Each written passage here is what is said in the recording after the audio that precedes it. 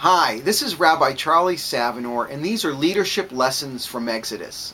When a company or synagogue looks to fill its chief executive position, they usually go to a headhunter, and want ads are placed in the newspaper and on the internet.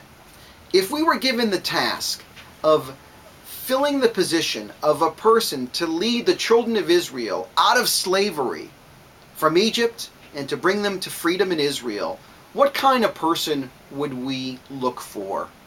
I imagine the job description would sound something like this. This person must be charismatic, wise, creative, patient.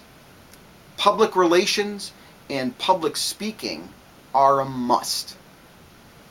While these are the characteristics that we might expect, God chooses Moses. And when God comes to Moses and offers him the job, Moses says no, not once, not twice, not 3 times, but 4 times. Finally, Moses confides in God, I'm not the right person. He says, please, Lord, I am not a man of words, not in the past and not right now, even when you speak to me. I am slow of speech and slow of tongue. What does this mean? Our traditional commentators understand this as Moses has a speech impediment. Some of them even go as far to identify the sounds, the consonants, that give Moses trouble.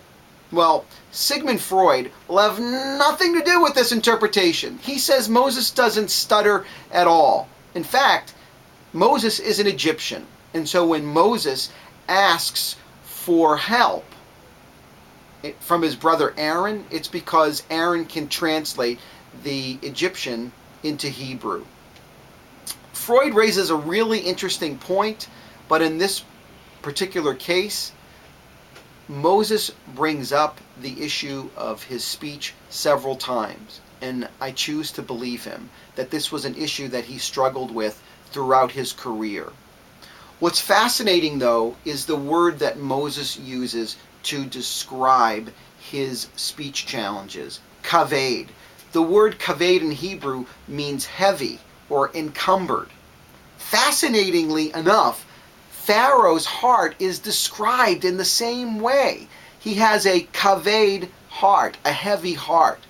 And this one word, kaved, captures the intrigue. It captures the problem in our Torah portion, in that a man who is challenged in his speaking is trying to communicate with another man, Pharaoh, who has the inability to hear and the inability to be compassionate to human suffering.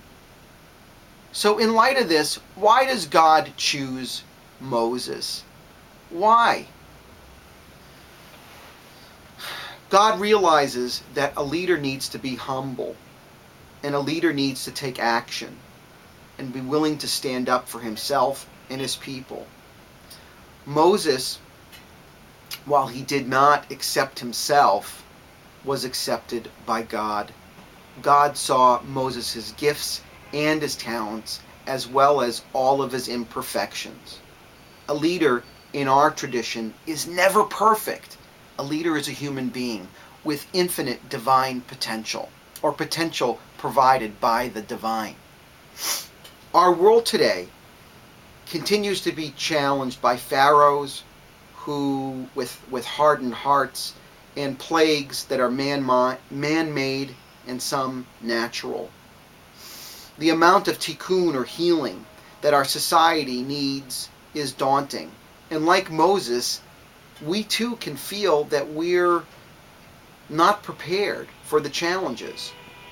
It is precisely when the task seems so large that we need to remember that Moses' humility was coupled with strengths, even if Moses didn't see them. In fact, we learn from this week's Torah portion the type of leadership needed to transform the world cannot be captured in a job description. We are like Moses in that each one of us has our own challenges and shortcomings, as well as our strengths and gifts that can help a community. Each of us has a unique contribution to make to our kihilot, our synagogues, our communities, to society, to our family, to our friends, and to ourselves. And we can only make this contribution if we accept ourselves for who we are. And I wish you a Shabbat Shalom.